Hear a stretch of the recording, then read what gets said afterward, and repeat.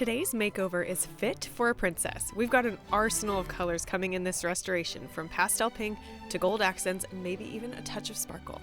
Our goal is to bring out the magic that's hidden between the layers of wear and tear, and this dresser had a lot of wear and tear, let me tell you. It was even missing the back. I don't know what scratched up the top, but these scratches were deep, and a lot of this was faux wood, so let's see how much we can repair. I started this dresser makeover on a teacher workday. Do you feel like your kids have a ton of those? Because I do, but I decided to make it fun and involve the kids and even neighbor kids for as long as the work could keep their attention. They actually love cleaning furniture, and using different scrub pads and degreasers, we cleaned off all of the dirt and grime. I used GreenEZ stripping clean and the finishing cleanser to cut through the layers of paint and primer. I let it sit with saran wrap to ensure that it doesn't dry during the process, and it lets it work deeper and longer. I used a 10-inch scraping knife to scrape right through this. The stripper is one of my favorites. I use it on a lot of pieces. It's linked in my description below. It's non-toxic, non-burning, and it's biodegradable. So if you want 10% off, you can go and get this stripper too.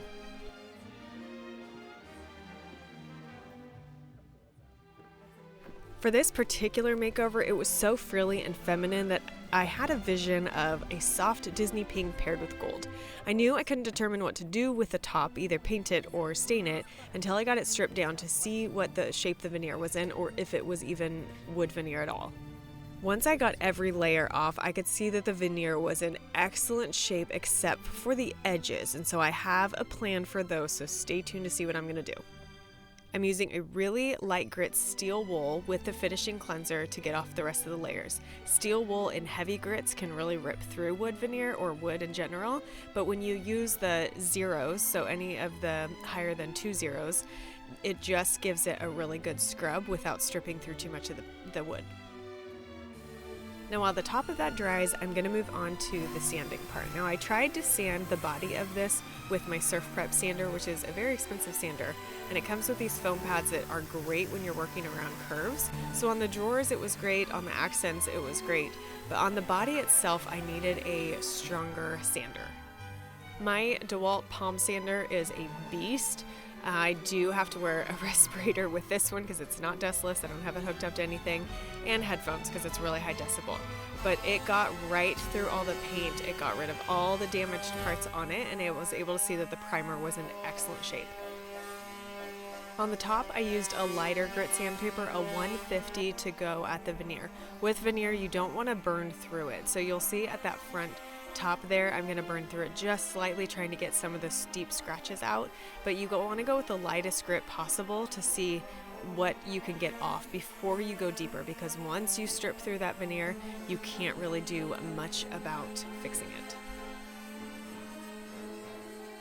On the sides, I used Durham's Rock Solid Putty, and then I used an 80 grit sandpaper to go over it to make sure that those are smooth.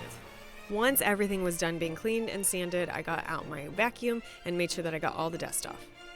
I used some frog tape and some paper up top and used my really sharp Makita knife, X-Acto knife thing, to cut around these curves. The curves were the hardest part to stay right on that corner, but I really wanted some clean lines between the painted and gold gilded part and the top stain. Once everything is cleaned up, wiped down, I covered the spots that needed to be covered. I went through with my shellac primer to spray a coat of new primer on. Now, this particular primer, it does not recommend that you put it through a sprayer at all, because sprayers have electricity and it has a high flame point. But I've been doing this for years. I've never had any issues with it, knock on wood. So I do spray, especially with all these curves and crevices. It's so much easier and cleaner to spray. But any paint sprayer will tell you do not spray shellac, and so you can roll it on, you can paint it on, or you can be a rebel and spray it like I do. I only had to do one layer of primer, and then I got out my sanding foam and I sanded that smooth.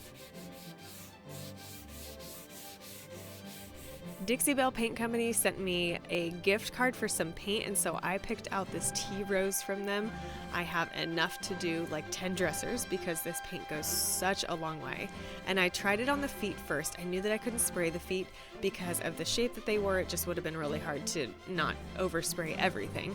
And so I hand painted these with my round brush by Zebra. This is one of the best brushes if you are painting furniture.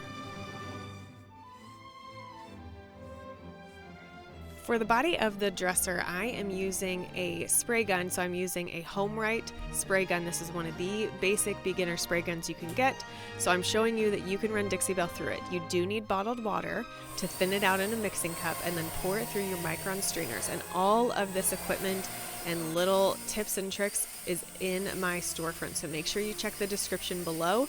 You can also follow me on Instagram and Facebook. Now, spraying furniture paint through a sprayer is one of the most satisfying things. I love it. It goes on so much more smoothly than hand painting it, and it's super fast. When I got to the side, I realized I hadn't sanded down the glazing Bondo that I had filled some of those crevices with, so I sanded those down and then I finished up painting. After doing 3 layers of thin coats of paint, I got out my polyacrylic, which is water-based. It's in the blue can, and I did 2 to 3 coats of a sealer on top of the paint to seal it really well and to make sure that it's durable, because I know this is going to go in a kid's room. Now for the most fun part. This was such an enjoyable process. I got out my gold gilding, also a gift from Dixie Belle Paint Company, and I used it on all of the details. Now, this is super easy because if you mess up, you just take a little rag or a paper towel like I have in my hand, use some mineral spirits, and take it off of the spots that you don't want it. It's that easy. I put it on with my hands on some of the parts, and then I used tiny little artist brushes to do the legs and make the feet super cute.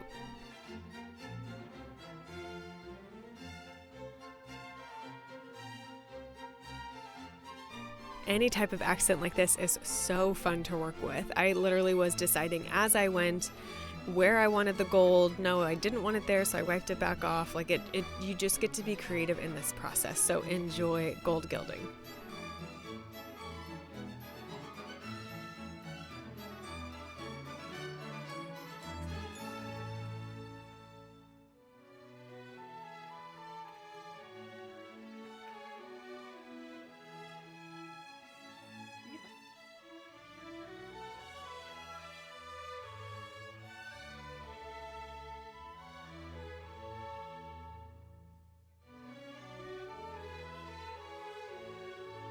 Once that gold gilding was done, I took off the top to see about the veneer and giving it a paint wash. Now, I have Sandbar by Dixie Belle also. It is a great beige paint. I've had it left over from some other pieces.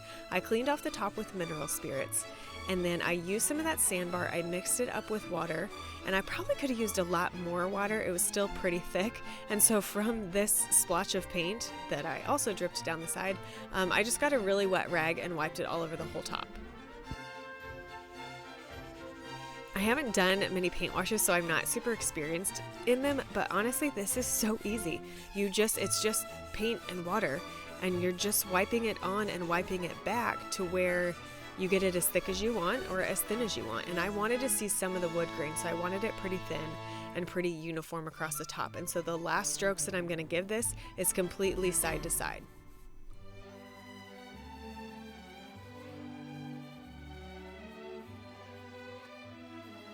Because this is water-based, the same polyacrylic can be sprayed on the top of this to give it a good matte finish.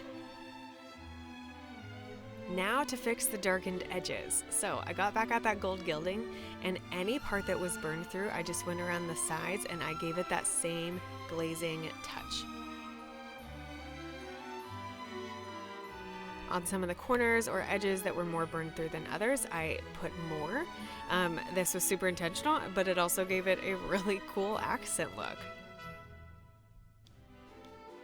Now it's time for the big reveal. So you saw how far this piece came and how much work was put into it, but I am so thrilled with what the turnout. It is exactly how my vision turned out, and I cannot wait to see this in a child's room.